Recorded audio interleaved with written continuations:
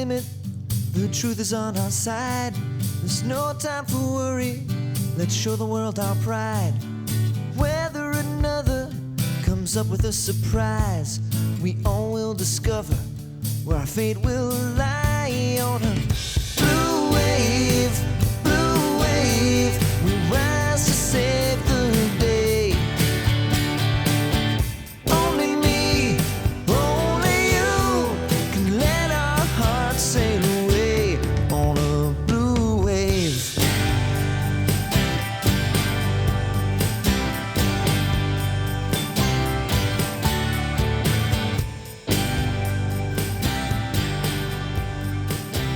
And welcome to TruBlu Politics Podcast, episode 60 with Karen and Anita and our special guest, Paul from Seattle, Paul Richardson. Hey, Paul. Hey, Paul. Everybody. Thanks for having me. You're welcome. Thank you for coming. Thank you for coming on, as always. Do you, I sent you the David I have French. Okay. We want to start off with playing that, and that can kind of start the conversation that we wanted to talk about. Yes. So a lot has happened in the last week with the Supreme Court ruling that Republicans can redistrict, quote unquote, based off of partisan, right? Do partisan redistricting. Well, they already said they could do that. I think that what they're saying now is that it can be based on race because they're considering that partisan. But are they coming out and saying that though? I don't think they're not but saying it that way, right? That's right. No, they're saying it's exactly opposite, that they can't use race, and now everybody's using race to do it. Go ahead. Yeah, it's kind of this BS.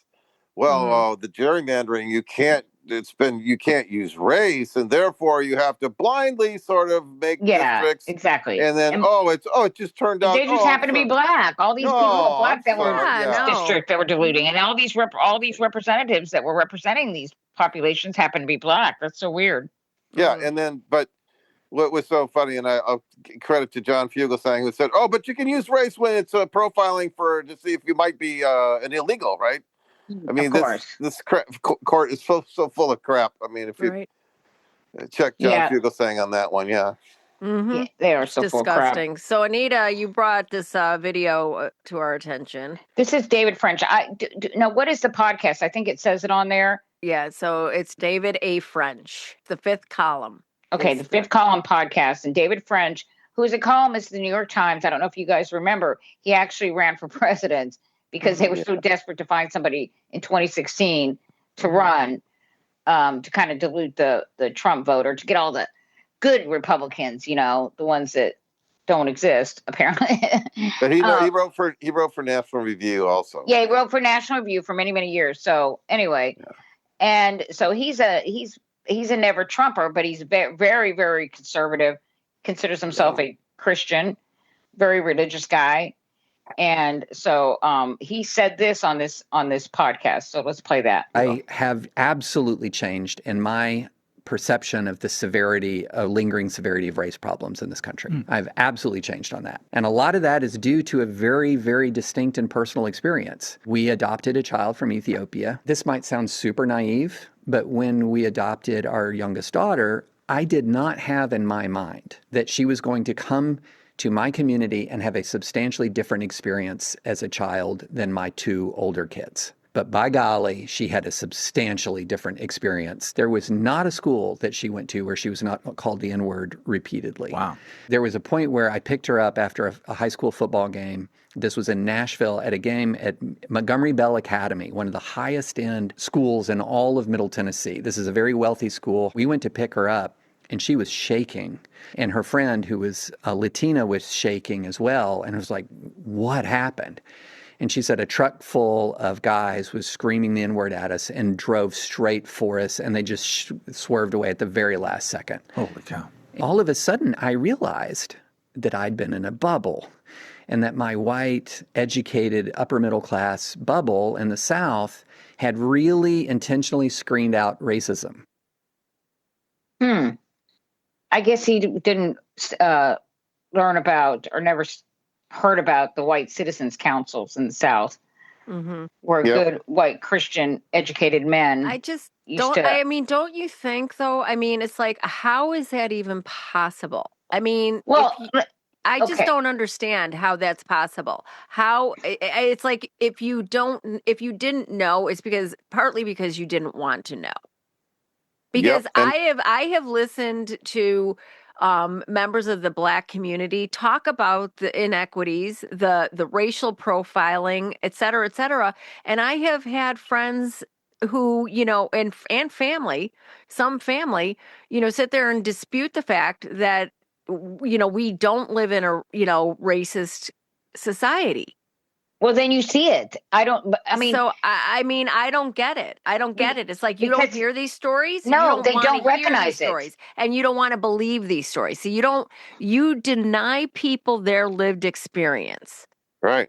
Well, they And don't recognize it as racism. They do not, unless people use the N word. I talk about this all the time, or we talk about this all the time.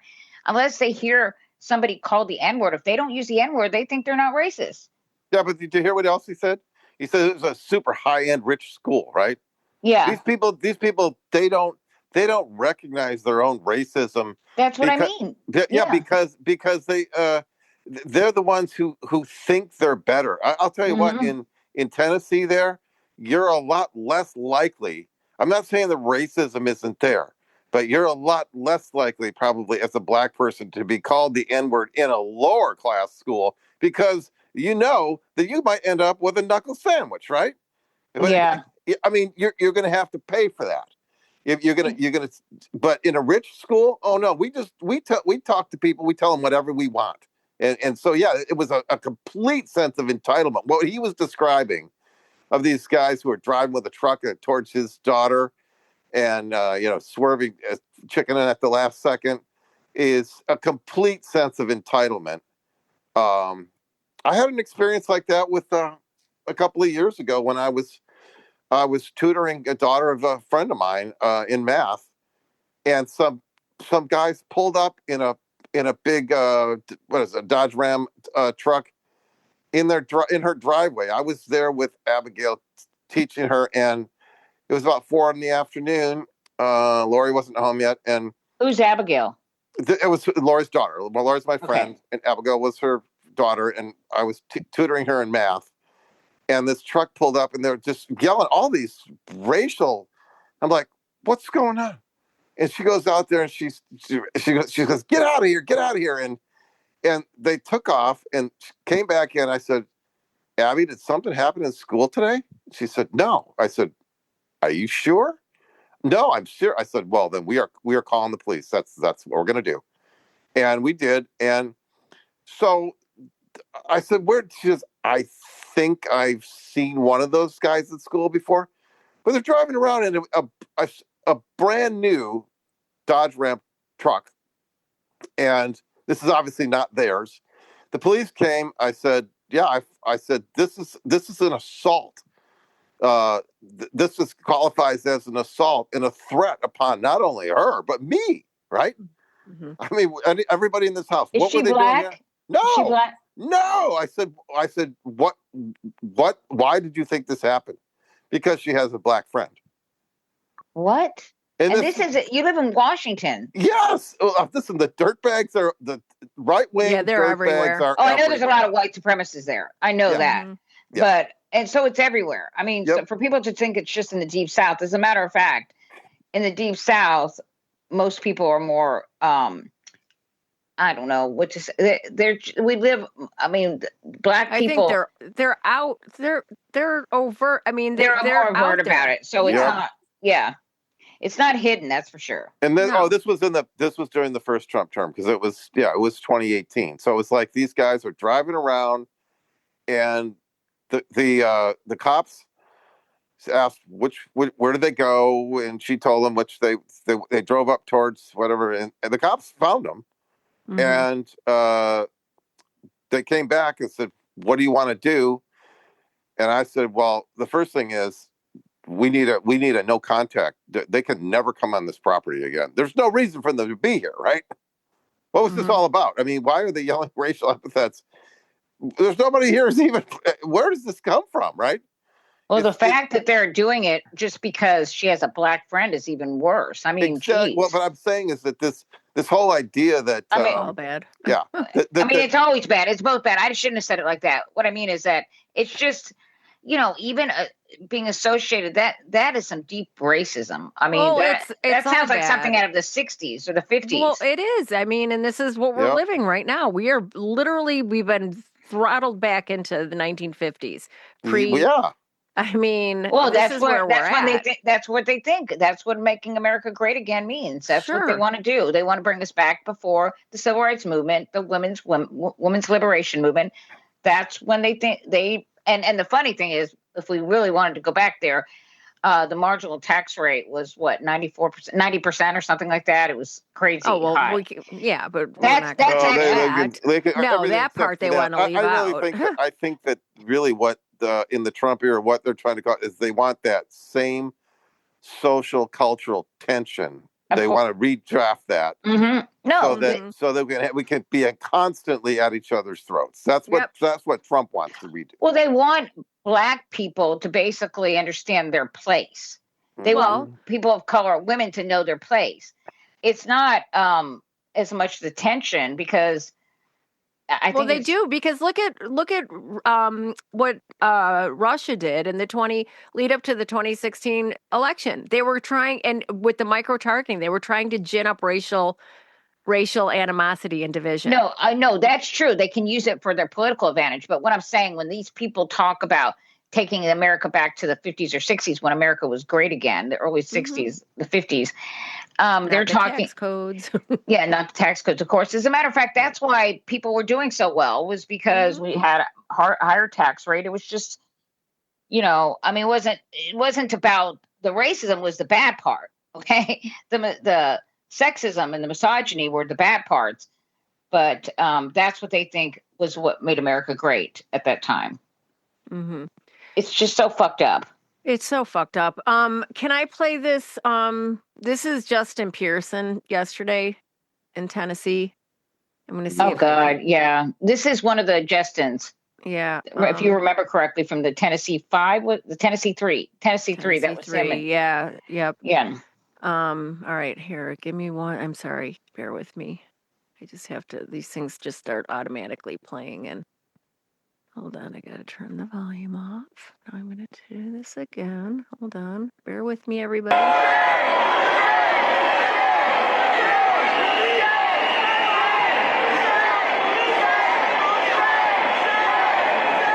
This is Chance of Shade. He went out and joined the.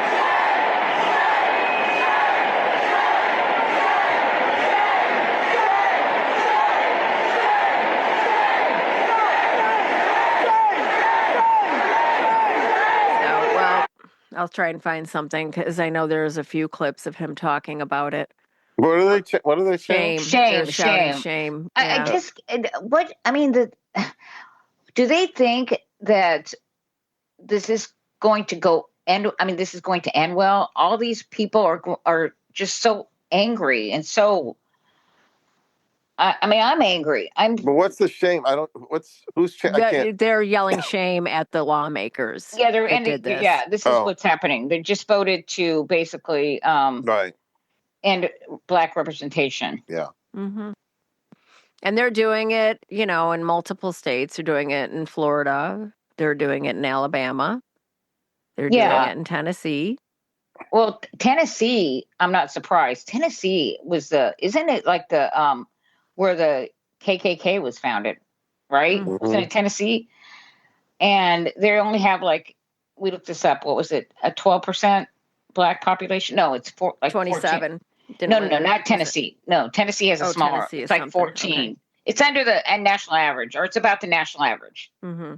Whereas a lot of these other deep southern states like Alabama, Mississippi, South Carolina, they're average about 30%, with Mississippi having about almost 40% Black population. Yeah. So starting it in Tennessee, it's going to be easier. I mean, what were you talking about? Either stack them or pack them?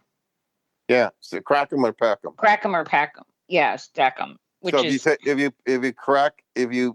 if you have a small percentage of a certain population, if you just break that small percentage up into many districts, they don't have any power.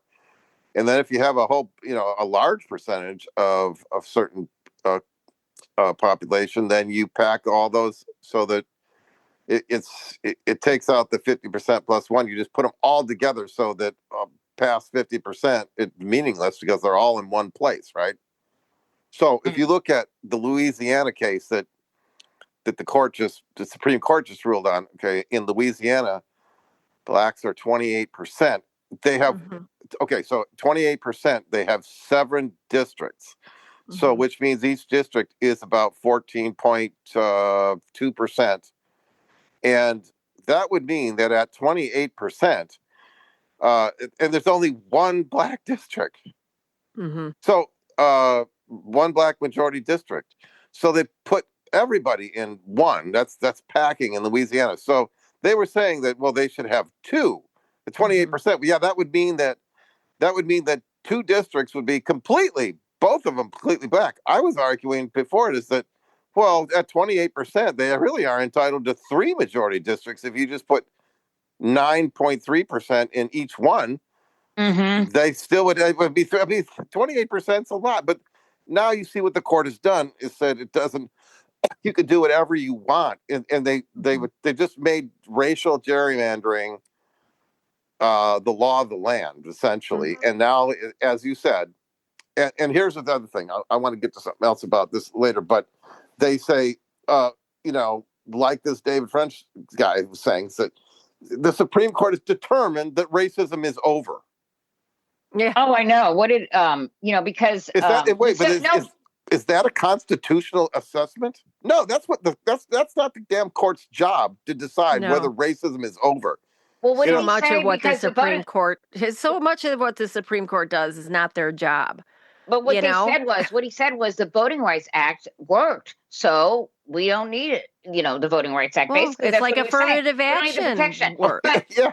And what did Ruth Bader Ginsburg said? That's like going out in the rain with an umbrella and you're keeping dry. So you say, "Oh, I'm going to, take my umbrella down." Right. Because the umbrella's keeping you. The same bullshit is in 1923. There was a case in the Supreme Court. Adkins versus DC Children's Hospital, Adkins, and that was when the Congress passed a minimum wage for women and children in Washington D.C. in DC district. Okay, this was pre minimum wage. Where there was a national minimum wage in 1937, but in 1923, and the Supreme Court shot it down. And arch conservative George Sutherland ruled that women don't need that because discrimination against women is over. They got the vote only 4 years ago in 1919. Basically, they could vote in 1920 was the first time women could vote. So he said you can't. There's no reason for this. It's discrimination is over. They have the vote. It's just like this kind of crap they've been pulling for 100 years, right? And they have a bunch of voters that think just like David French that didn't know racism was a problem. Right? Really? Because we had the civil rights movement. That's over. That's fixed. Sorry. Yeah. I don't buy it. I don't buy it. Sorry. Okay, I want to play here. I buy it. No, I buy it. But I'm not saying it wasn't willful. No, you can buy it. I don't buy it. I just don't. I do. I believe these people actually believe because they live in a bubble. So are these the same people that believe that the cost of eggs? No, but I'm talking about. I'm not talking about the people about the cost of eggs. I'm talking about more educated white Christian Republicans who basically thought. I mean, they run around believing that. I know a black guy that thought that. Because he was raised in the military, where you had certain. I guess that's what high educations get you in America. Well, it gets you for these people who live in this bubble and they live amongst other well-educated white people. They don't think, and maybe they have a black friend. Okay. And they think, okay, racism's not a problem. I don't see a problem. Where's the problem? Well, then, I'm sorry. I feel like you're willfully ignorant. You can go and look and you can hear these stories. It's not like black people haven't been. I know they don't because they don't want to. That's they my don't. point. They don't even don't think want about to. it. It's They don't Yeah, they hear don't it. want to. They don't hear it because they don't want to Well, they hear may it. not want to also, but they just don't. They just are not. It's not amongst their circles. They don't talk about that. Right. You're both right. Okay. It's hear no evil, see no evil. We Right. don't talk about it, and I can imagine that David French, it was like a 2x4 upside his head Well, that his daughter went through this, because I mean he doesn't. I mean, come on. It's and just by like, the way, can I just say these are the same people though, Anita, that anytime a black person talks about their lived experience, they say you're pulling the race card. yep. Because they don't believe it exists. So they think, oh, these people are just making this crap up. Right. They don't believe it. I mean, Then, like I said, willful ignorance. well, maybe to some degree, but it's also just the bubble they live in. We're giving them cover. I'm not trying to give them cover. It's not cover. They need to. I mean, this is a problem, and these people need to be educated, and they need to get out and actually talk to black people and not just live in that bubble. But they do. That's just a fact. All right. Let me just play this, okay, and then we'll keep it moving. They did burn Tulsa. They did do a Memphis massacre. They did lynch us on poplar trees, and still we're here. Yeah. So our message to the white supremacists who have decided that we somehow have lost. Yeah. That this is finally the nail in the coffin. Yeah.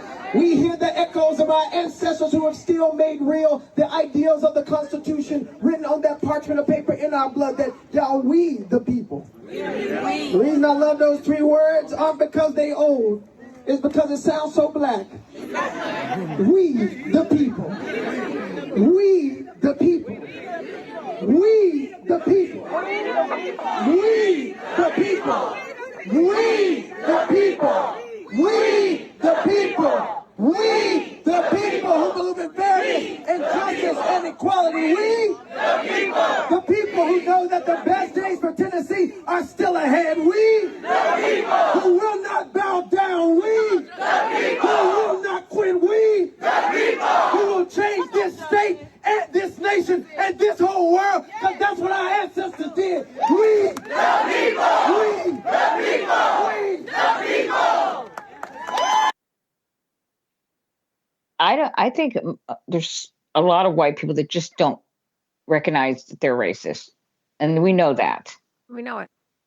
Yes. Well, we know it, and there's a lot of us, that don't have, because we don't want to get into uncomfortable situations. Don't call it out in the moment. I know a lot of white folks, and I mean, I know that three of us are not those people. We disrupt this shit all the time. But there are so many people that I know, white liberals, it's like, we can't talk about it, or, what am I supposed to do? You call it out, you disrupt it. When you have, in any opportunity you have, you educate.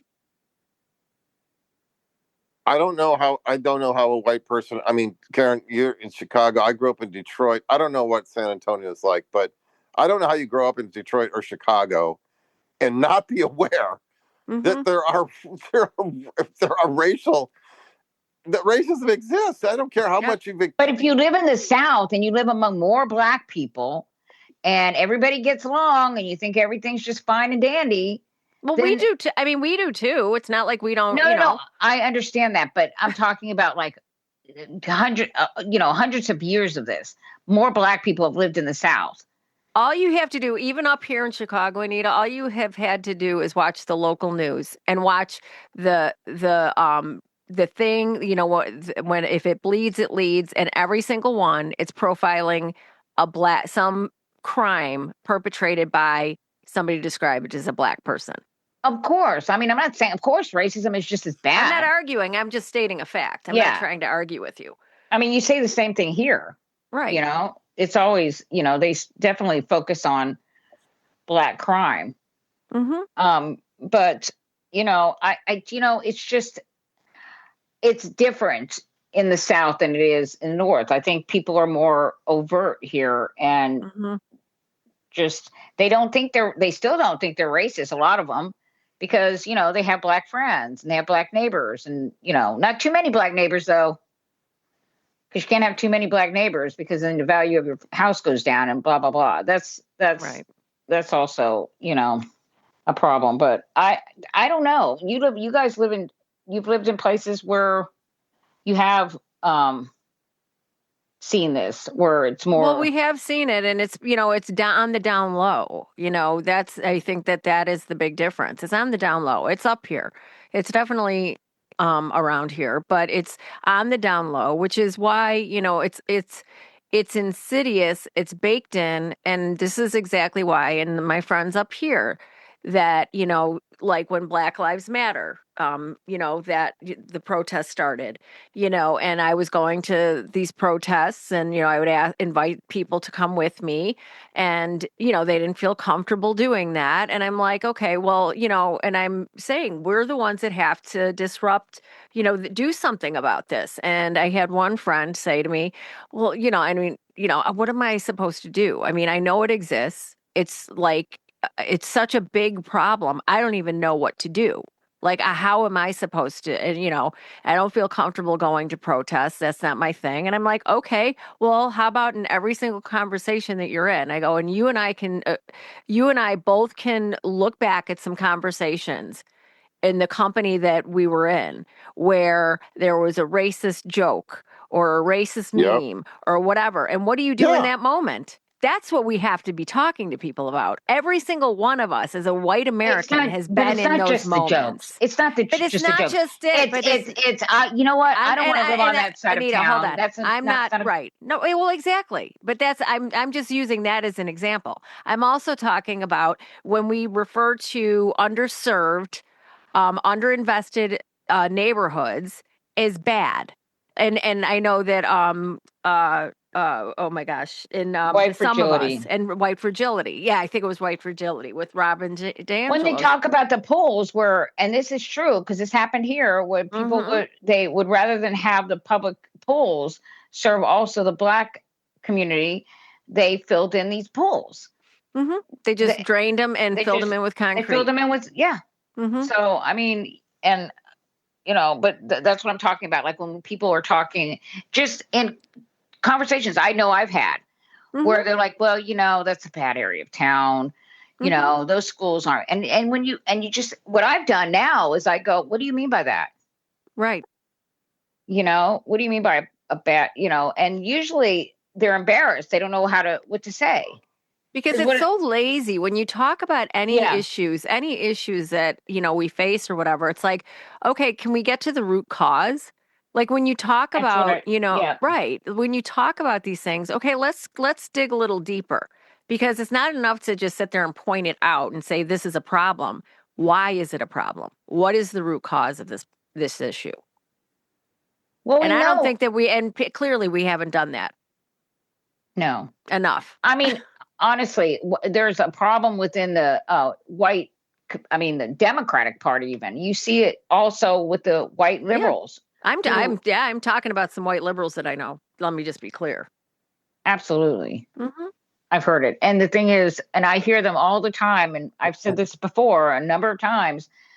A lot of these, we'll talk about how the Democratic Party has abandoned the working class. Well, the Democratic Party didn't abandon the working class. The working class, and that's the white working class. Mm-hmm. They just say working class. Mm-hmm. The white working class abandoned the Democratic Party. And when did that happen? Mm-hmm. 1965, 1964. 1965. Mm-hmm. So, I mean, what happened then? Wait, what was going on then, Anita? That was the Voting Rights Act and the Civil Rights Acts were passed. And LBJ signed them and said, oh, we've lost the South for a generation, the Democratic Party. Of course, it's been way more than a generation. This is a problem that and it's with rural America too, right, Anita? We were talking about the farmers. The majority of farmers have been voting Republican, and it all started in 1964. It's everywhere. I mean, we had in Texas, used to be a Democratic state. Until after the 64, actually, we were we were late, and we were late to the party, okay? Because Yeah, Texas was, because until Ronald Reagan came around, it was the Reagan era. Reagan Really. started talking about, welfare queens and young bucks, and making it like, oh, those people are getting the government help. Those people are leeches off the government. I think that's really where it's kicked into Yeah, that's gear. exactly right. That's where it really became something. I think a lot of people, the Southern strategy, didn't really know about the. I mean, Nixon had his Southern strategy, but I think that it was Barry Goldwater. Ronald Reagan is the one who kind of brought it to common fruition. Every day. Yeah. Oh, we know what we mean. He was the wink and wink, the nod. wink. Well, the strapping young buck buying beer and steak with food stamps. Yeah. The welfare queen in her Cadillac and, mink coat, welfare. So, which is all made up. Okay. But that's so you got, nice friendly white grandpa, and everybody, white people identify, well, yeah, I'm not a bad person.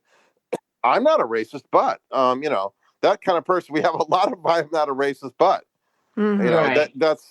there's always a qualifier. Oh, there's always a but. And it's always about dividing and conquering so that they don't see so we don't all see who the true welfare queens are. Let me ask you a question. Do you think something like Archie Bunker, who really, they called out racism, right? Do you think that kind of sitcom would fly today? No. Oh, no. Well, first of all, no. The 70s sitcoms. By the way, I think it's relevant today too. Honestly, I do too. I mean, I wish started watching. That's what I'm saying.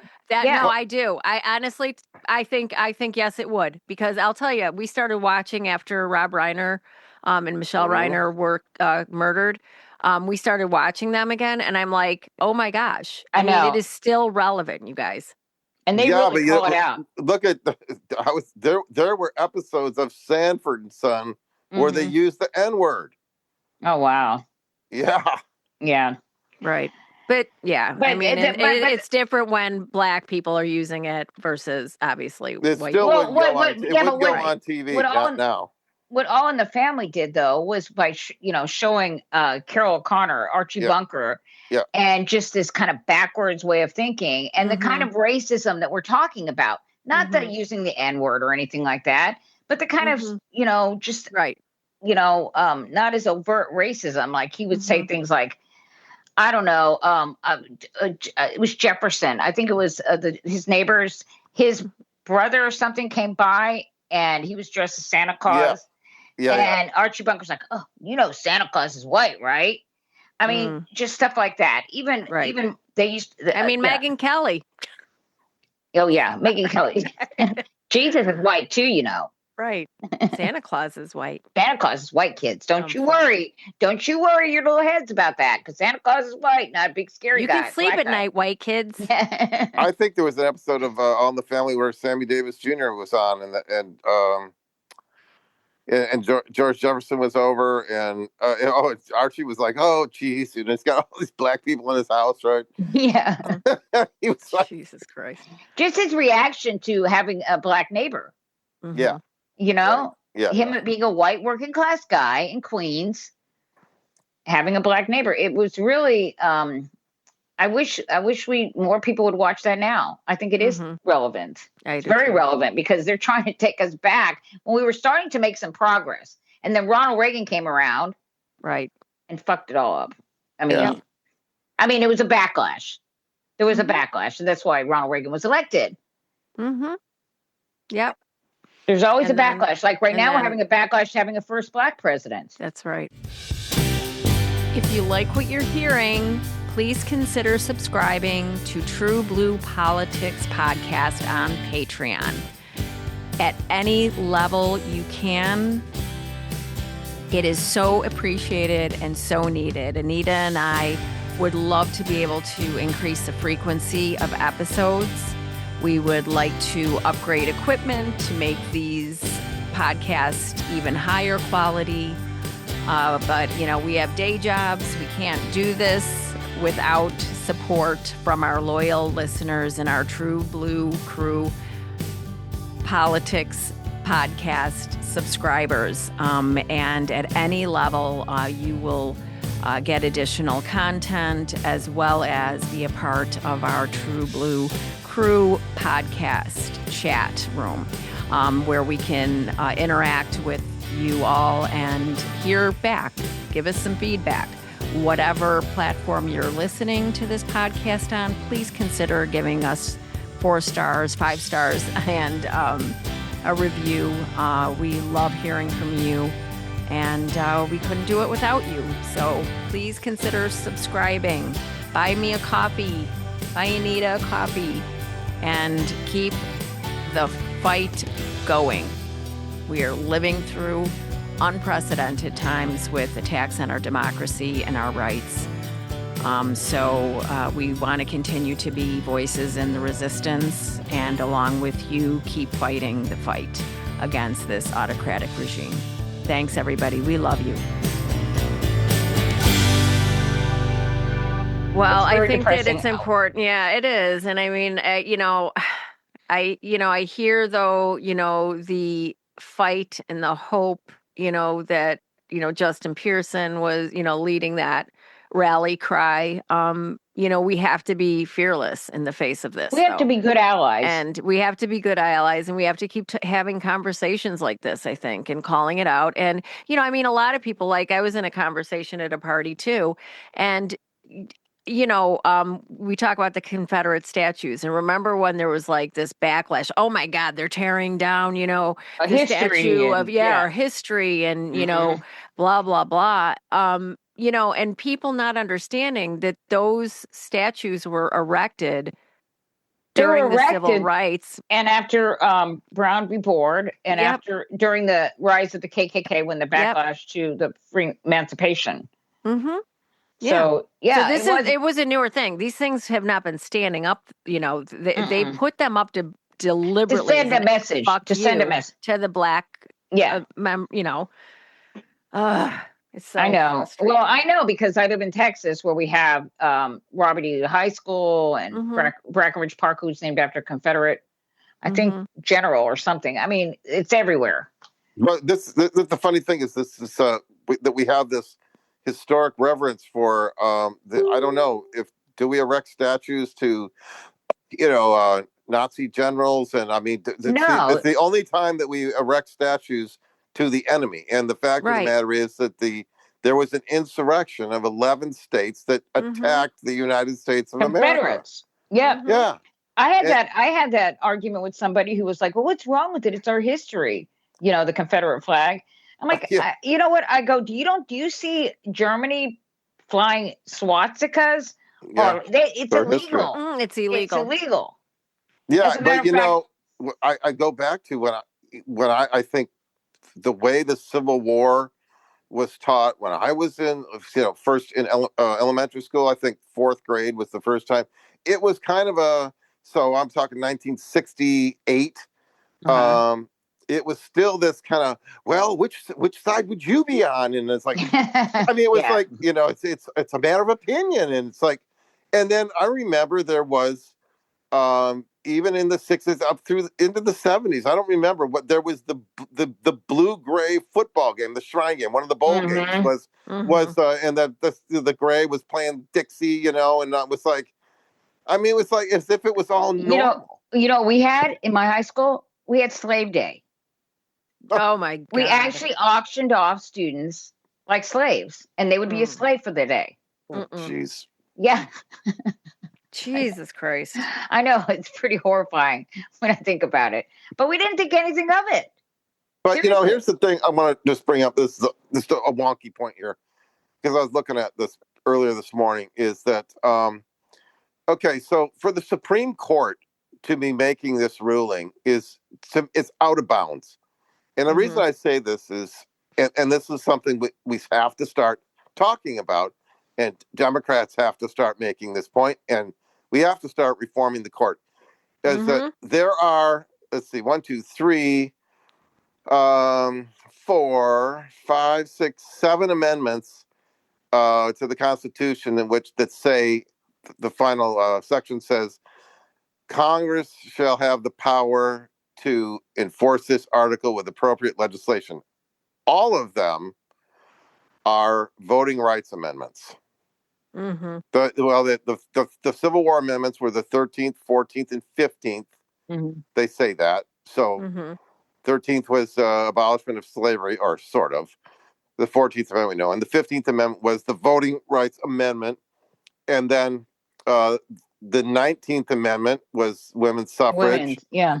The Mhm. 23rd Amendment was DC. Young people, 18, right? No. 23rd Amendment was the DC got the right to vote in federal elections. The 24th Amendment was the abolishment of poll tax. The 26th Amendment was 18-year-olds get to vote. Oh, by the way, the 18th Amendment, which was prohibition, that also had the language, but that's abolished. So forget that part. But all the others were voting rights amendments. So the wonky point here is when they say Congress shall have the power, shall in law means absolute. So to me, what does that mean? What else could it mean except for this is a power that is exclusively the purview of Congress, and the damn court has no business. There should be no judicial review on something that says the Congress shall have the power. Are you saying that's an activist court? I'm saying that what we need is isn't that amendment. what I mean, liberal judges were accused of all the time by the right? Mm-hmm. Yeah, right. Yeah, exactly. The activist judges. Court. I mean, these guys have been the most activist justices ever. Yeah. They overturned their own rulings. They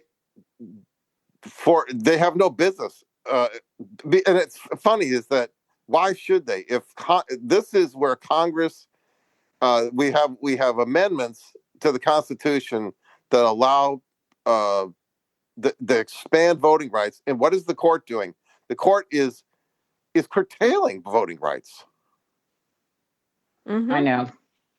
And they don't have the power because it says Congress shall have the power to enforce this article with appropriate legislation. That to me means, first of all, why would it mean anything else? Because we already know that Congress can make laws. So it would be, if it's not to say that Congress has the power and it's the exclusive power and purview of the Congress to make these laws, that means these laws that Congress makes are hands off to the goddamn court. And we have an out of control Supreme Court. That's for sure. Yeah.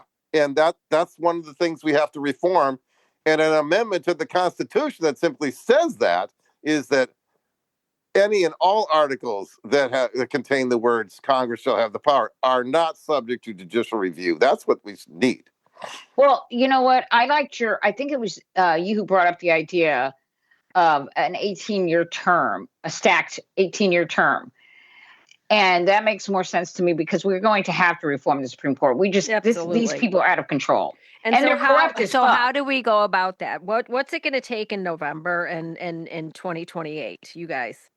Well, it's going to take an overwhelming victory. A Democrat, but I mean, how much of it? I mean, I want numbers. Do you guys? I mean, know what we're going to have more than Fetterman. We can't count on. So there's going to have to be enough Democrats to get rid of the filibuster. So we have to demand any Democrat who's running pledge to end the filibuster. Mm-hmm. And then we need to pass the what was the one they had the John Lewis Voting Rights Act, but there was another one that had a lot more meat in it. I forget what it was called. The We the People. Is that We the People? Yes. Yeah. Mm-hmm. And that will end gerrymandering nationwide. I think it does public funding for campaigns, right? For elections. I don't know. I think that's in it. And there's just all kinds of things to protect the vote. Protect the vote, because we're going to have to. That's something that's going to have to be imperative. That's one of the first things we're going to have to do is pass something like that after we end the filibuster, because it's not going to pass unless we end the filibuster, unless we win that many Senate seats, which is a pretty steep hill. Well, the thing is that if something isn't reformed, then I'm going to have to say that this United States Constitution is highly overrated. Then this experiment has failed. Well, because if you're gonna if voting is not safe, I mean, other than that is the essence of a democratic republic, is the right to vote. Mm-hmm. And yet all we see is that the current thrust is to curtail, abridge, infringe, obstruct people's right to vote. I'm not going to say suppress. But they don't believe in democracy because it's not working for them. Right.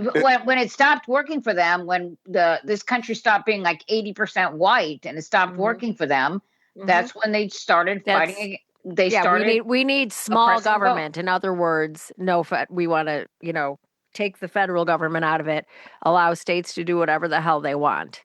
Well, of course, that's what they've wanted to do for long. I mean, that's part of their, part of the right wing. I don't know, what do you call it, doctrine? Yeah, but you know what they want? They want it both ways. Actually, they want. That's true. That's true. They want unless they don't like the state, anything they want, and to be reinforced by the federal government, right? Well, if they don't like what the state's doing, then they want the federal government. Yeah, exactly. Because I mean, I've never seen bigger government people than what we have in there now. They want big government power. Republicans are big. They love big government. Are you kidding me? They love big government. They want to interfere in all parts of our lives. They want to decide who we can marry.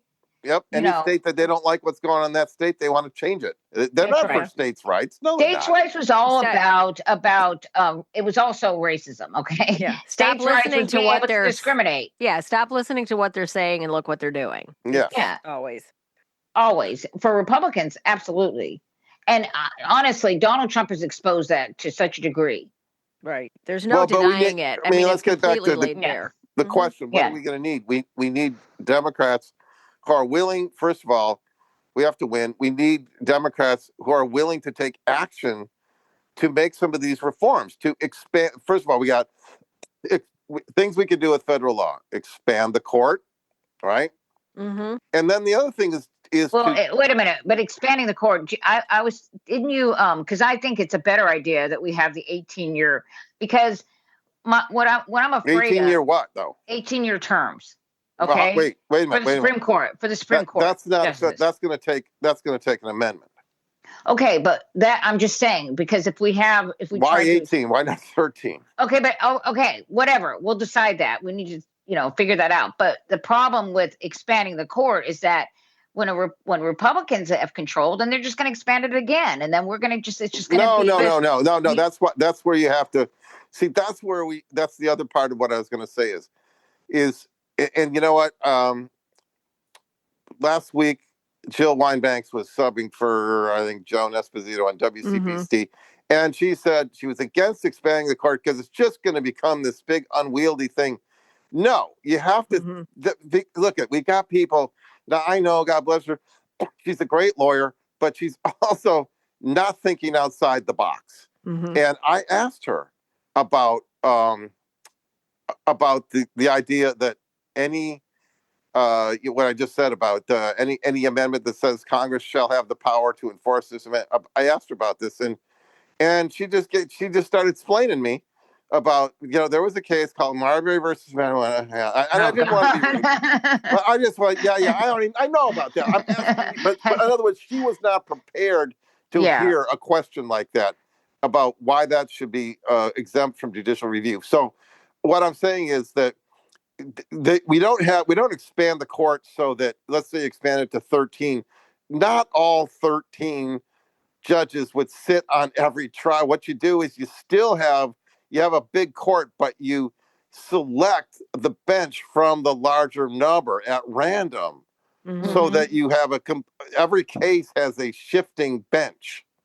Well, you should be a consultant for the Democratic Party as far as reforming the Supreme Court. I mean, well, and here's what I come up. I meet with a friend of mine who is a lawyer. I'm not a lawyer. I didn't go to law school. I studied.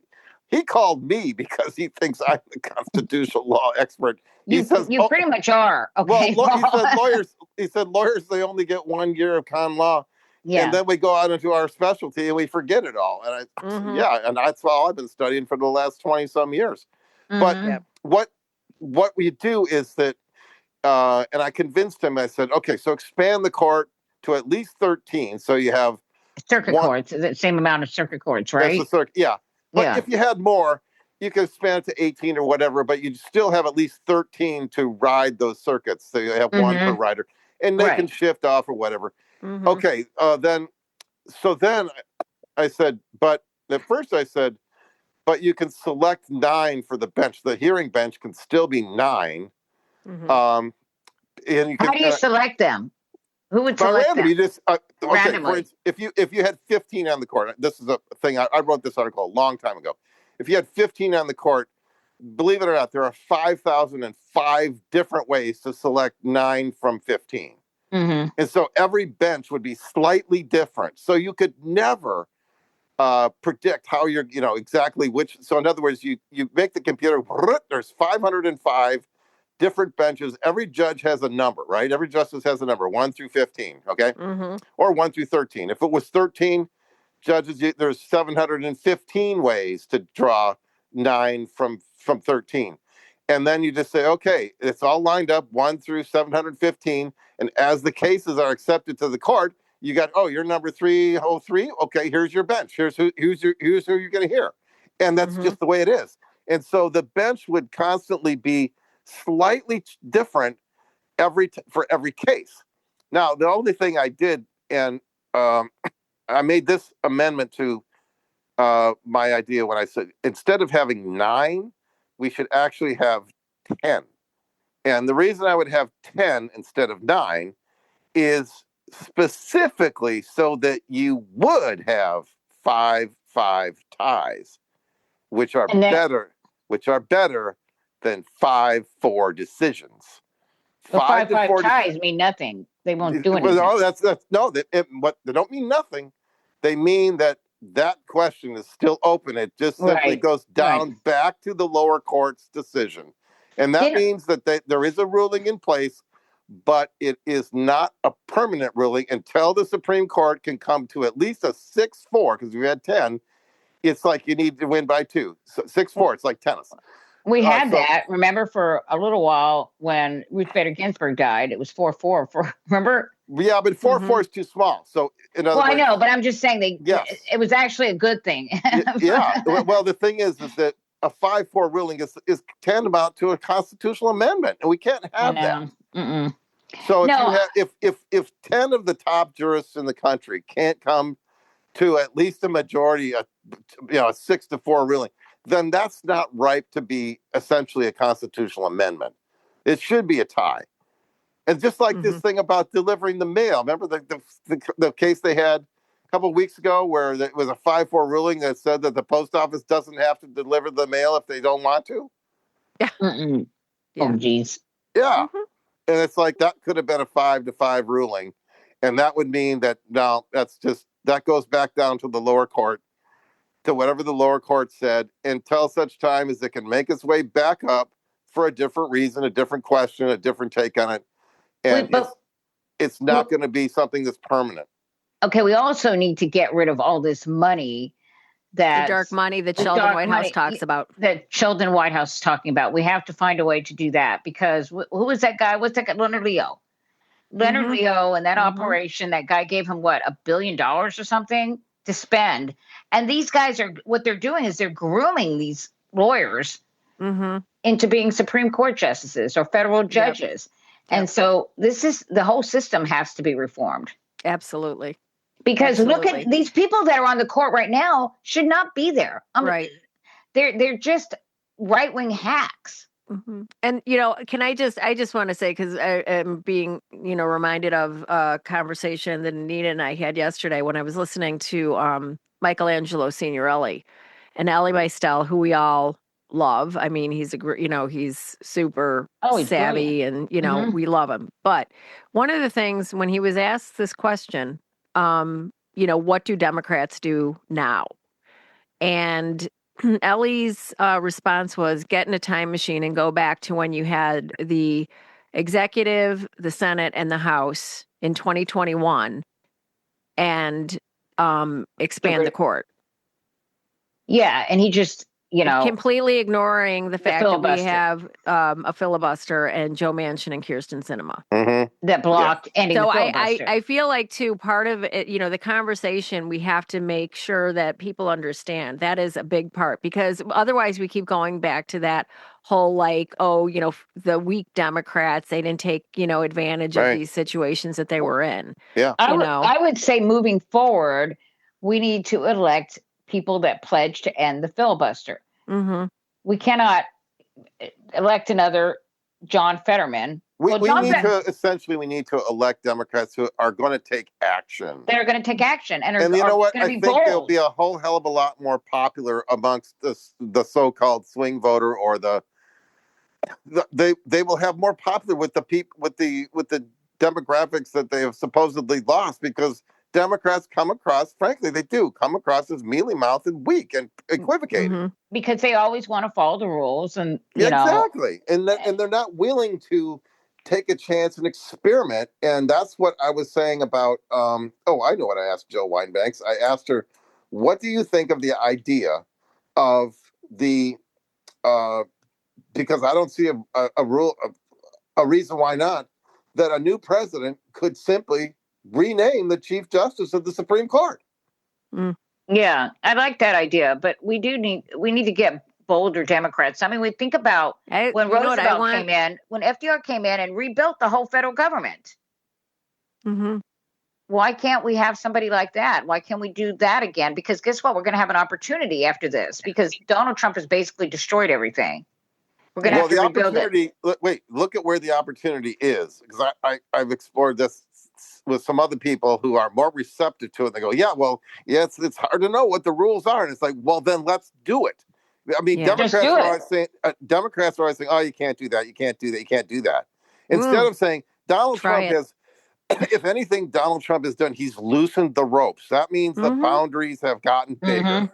And so you can just try. I mean, listen. He's setting precedent, right? Exactly. He absolutely is. Well, so if it's like, I think it was Bill Muck who was substituting for John.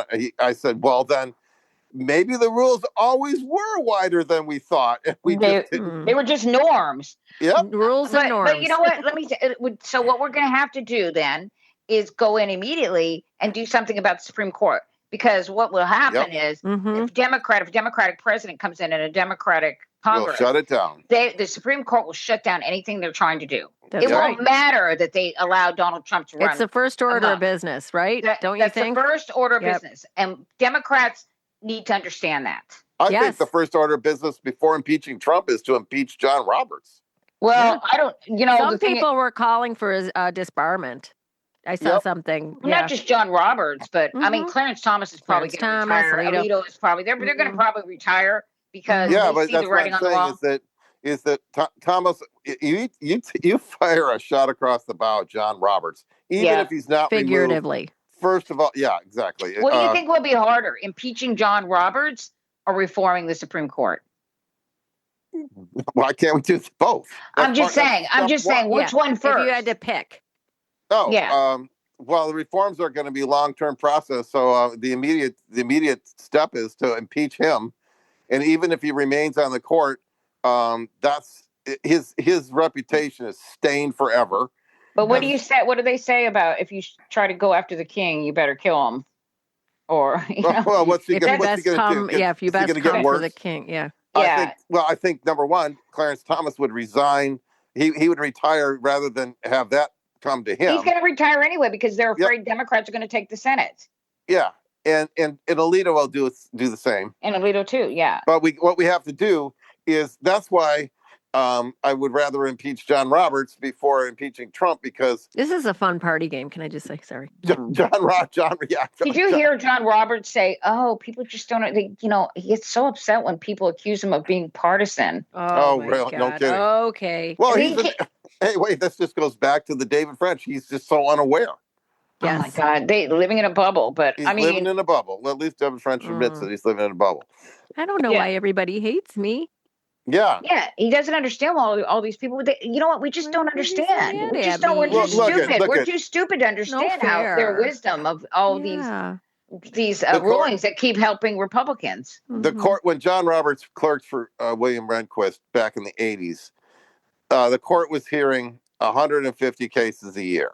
In fact, I won't say it, but there's a famous quote by John Roberts about that.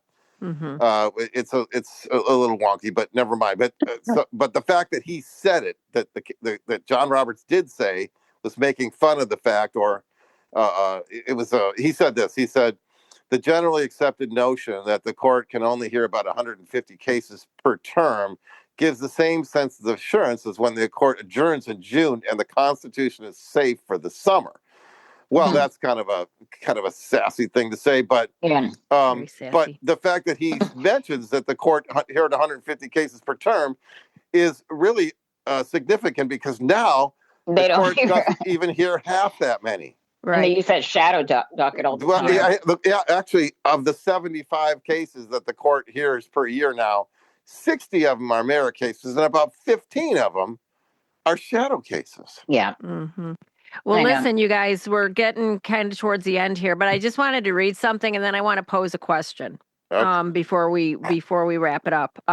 So I just wanted, this was something that Kimberly Johnson, Bob Seska's lady, and author of her own right. So she's posted this on Facebook. She said, you see this kind of thing in struggling lower income Southern households, and it tells a very specific story. When life hasn't delivered much, no wealth, no power, no real social standing, some folks discover that white supremacy is basically a free membership card to a club that makes them feel superior without requiring any actual achievement. It's the world's laziest status symbol. The starter kit is always the same: a Confederate flag honoring a war their ancestors lost badly 160 years ago, a gun they'll never actually need, a Bible they've never actually read, and Fox News running 24/7 telling them that they're the real Americans, unlike those fancy elitist Democrats who are secretly importing an army of replacement voters to steal their blah, blah, blah, fill in the blank. Their what exactly? Their Dollar General? Their 1987 Camaro on cinder blocks in the yard? Fox found the formula, and they never let go of it. Take a man who has nothing, tell him the reason he has nothing is because those people are taking it, and suddenly he's not a struggling nobody. He's a soldier in a cultural war. He matters. He's relevant. He becomes a MAGA warrior. And that, ladies and gentlemen, is precisely how a twice impeached, 4 times indicted, 34-time felon, bankrupt New York con man who golfs at his own resorts became the hero of the working man. You genuinely cannot make this stuff up, and I write this so that hopefully they will recognize what they have done and what they are doing and snap out of it. I was born and raised in Appalachia. These very people could be my relatives, but I got common sense from my granny. Question everything. Yeah. I was this psychologist that I watched, she was talking about a study that this guy did, and he found he studied all these men in prison, these white men in prison, and one of the things they shared was this sense of deep shame, and so they would lash out with violence or hatred towards others. And I think, he was talking about it like this is a common attribute of these MAGAs, this deep shame that they're not who they didn't end up being what they had always thought they would be. Their best days are over. They were told that they were, or could, that they thought they would end up. They're not where they thought they would end up. And there's this deep sense of shame that they cannot deal with. Yep. So I want to pose a question to both of you guys before we wrap. And then I want to pose this too to our listeners. And you can go to our Patreon page and go into the chat, and you can leave your answers about, I'm just going to put this out there. What do you think about a Speaker Jasmine Crockett? Paul? House Speaker? Yeah. I'd love it. I see it's exactly the kind of energy that we need. I think that there are some. Being the speaker is a pretty comprehensive job, but I think she knows it. I understand that her history in Texas politics is that she knows the nuts and bolts of it all. So, well, she was a legislator here for a number of years, but I don't think she. I love it too. I love the idea, but I don't know if she has the experience yet. The understand, because I mean, Nancy Pelosi. Do you think that she would? I think she could. I think she could whip some people around. Well, wait a minute here. We got to look at. You can't compare everybody to Nancy Pelosi because number one, look at all the shit speakers that the Republicans have had. They're complete failures. That's true. I mean, seriously. I mean, you're comparing. You can't put. I think Jasmine's the future.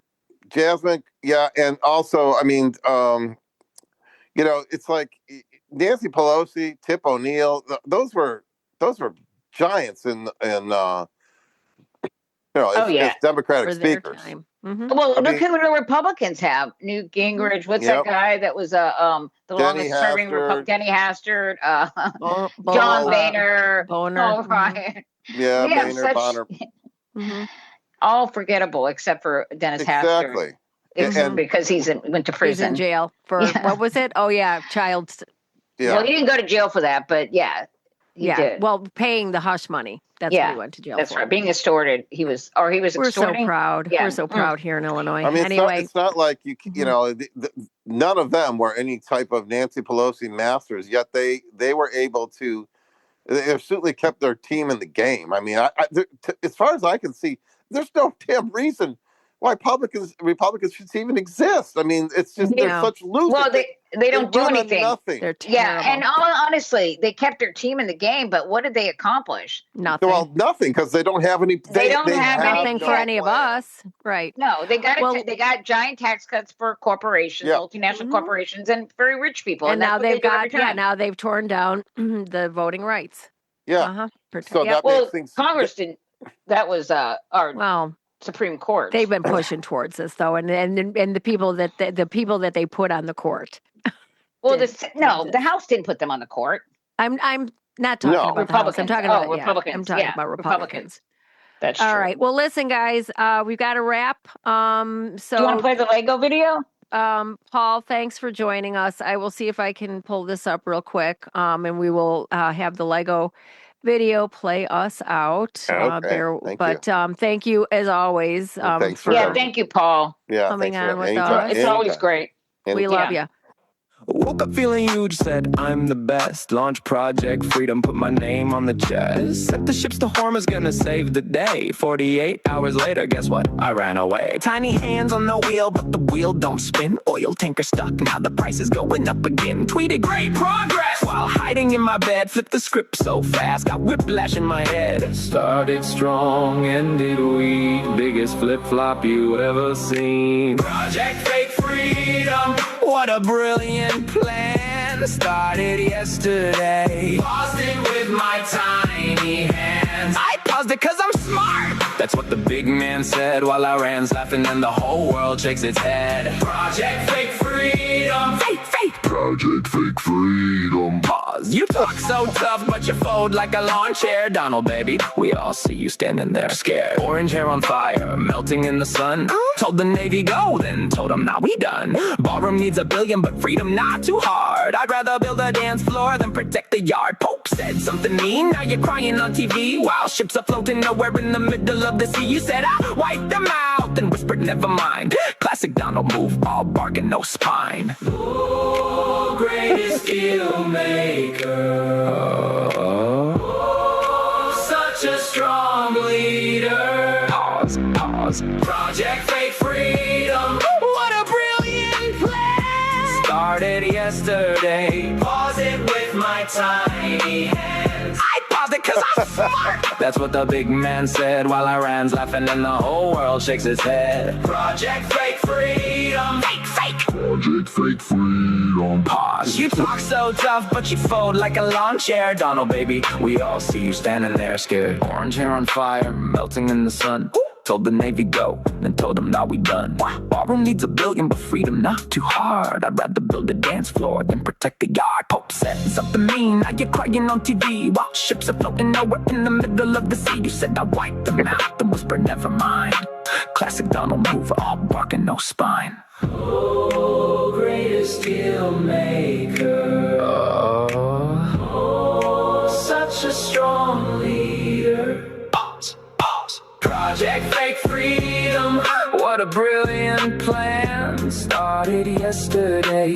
Pause it with my tiny hands. I paused it cause I'm smart. That's what the big man said while I ran laughing and the whole world shakes its head. Project Fake Freedom. Fake.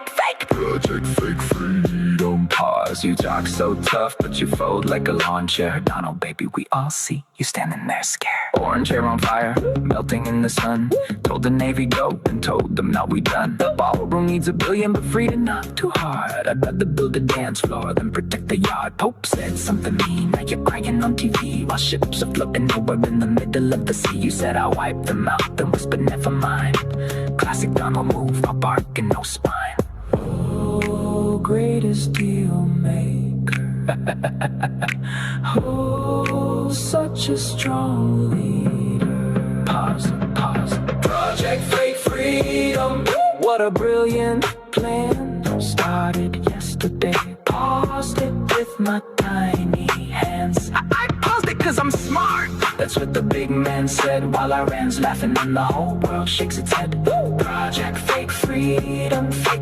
Project Fake Freedom. Pause. You talk so tough, but you fold like a lawn chair. Donald, baby, we all see you standing there scared. Woke up feeling you said I'm the best. Launched Project Freedom, put my name on the chest. Sent the ships to home, is gonna save the day. 48 hours later, guess what? I ran. Sky's the limit, the truth is on our side. There's no time for worry, let's show the world our pride. Whether another comes up with a surprise, we all will discover where our fate will lie.